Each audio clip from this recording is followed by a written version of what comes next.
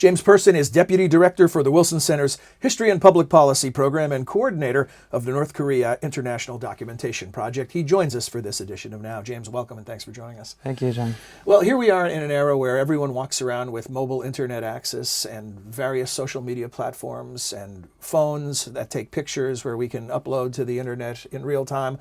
Very little privacy remains, and yet North Korea remains virtually impenetrable. Oh, it's interesting, and we're seeing now with the absence of Kim Jong Un, the leader of North Korea, that we really don't know much about the inner workings of the regime. This is something that former Secretary Panetta recently wrote about in his memoirs. North Korea still remains, for the intelligence community, a mystery. So when you sit back and watch all of this recent coverage with all the wild speculation, who knows? I mean, some of it, somebody will end up being correct. But how do you, as an expert on the country, how do you react to that coverage? Well, first, let me say that I think it was Walter Mondale who said anyone who calls himself a North Korea expert is either a liar or a fool. But the way I look at it is, we really don't know where the guy is. But from what we're seeing, for example, the trip of these three high-ranking officials, party officials, to South Korea recently, there really hasn't been much of a change. And then, there hasn't been any major change to how things are operating in the country. They're still letting tourists in. They're still, there hasn't been a crackdown on movement in Pyongyang as was first reported. And if you look at what the North Korean press is actually writing, they're still lavishing so much praise on Kim Jong Un. Just today, he was absent from the 69th anniversary of the founding of the Korean Workers' Party. This is the ruling party in North Korea. There was an article about the monolithic leadership system. This was launched in 1967, updated in 1974, and then revised, I think it was in 2012. And it's basically the legitimizing,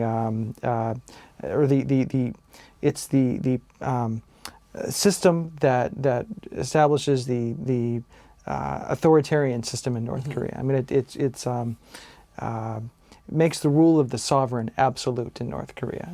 The foundation for the Kim Il-sung, Kim Jong-il, and now Kim Jong-un dictatorship. Now, this whole thing that has been referred to as a charm offensive, what do we know about this? Sending people to visit South Korea, a little ratcheting down of some of the state-sponsored rhetoric. What can we read into this? They've been sending people, for the past few months now, they've been sending people to Myanmar to attend, I think it was ASEAN meetings. They, of course, sent the foreign minister to the UN General Assembly recently. They dispatched top diplomats to Western Europe. They're trying to lessen tensions with Japan by talking again about abductees. You have to look at it, this is where history really helps us. We at the Wilson Center have been gathering documents on the history of North Korea for several decades now. So we go into the former communist archives and gather the diplomatic record of their current and then former communist allies to get a better understanding of North Korea's history, the inner workings in foreign relations. Doesn't help us to find out where figure out where Kim Jong Un is today, but it helps us understand or put into context this charm offensive. And what we can see is that as this is happening, relations with China are deteriorating, or there's a significant decline in relations. So is this preparation for a post-tight relationship with China era? That's the way I see it. That's my reading of it. You have a huge misunderstanding that China and North Korea are these fraternal or these ideological allies. If you look at the history of the relationship between China and North Korea, it has been based on strategic self-interest. And North Korea, and littered with instances of conflict. The North Koreans simply do not trust China. They fear that China is trying to reassert their traditional hegemony, and they felt this way for over 60 years. This is something that we get wrong here.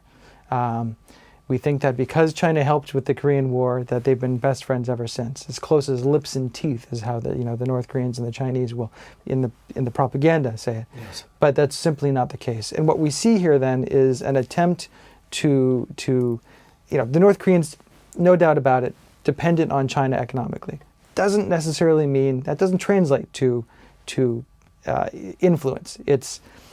They have they certainly have more access, but not the influence, the political influence. And what we see is North Korea trying to diminish their economic dependence on North Korea by selectively engaging others. Russia, Japan, South Korea, to balance or to limit that dependence. Are they on gaining China. any traction in any of those relationships? In Russia, certainly, yes. With Russia, there are a number of new deals. It's, of course, is good timing for Russia, which is suffering from international isolation because of its behavior in Ukraine. Birds of a feather. But Japan, there are some hiccups in the North Koreans have slowed down in the process of releasing the full report about abductees. But not a whole lot of traction in Western Europe. Final thought. Would you urge patience as we try to figure out what's going on instead of running wild with speculation? Just sit back and watch? Absolutely. I think he's probably going to reappear. I don't want to make any predictions here, but Right. but I mean he's probably. I don't think there's much to all the. There's really no sense in while he's speculating about palace coups or severe illness. Their signs are not there. Well, we can have you back if something does break. So thank you for joining us this time. Good luck in your Great, travels. thank you. Thanks, Thank James. you.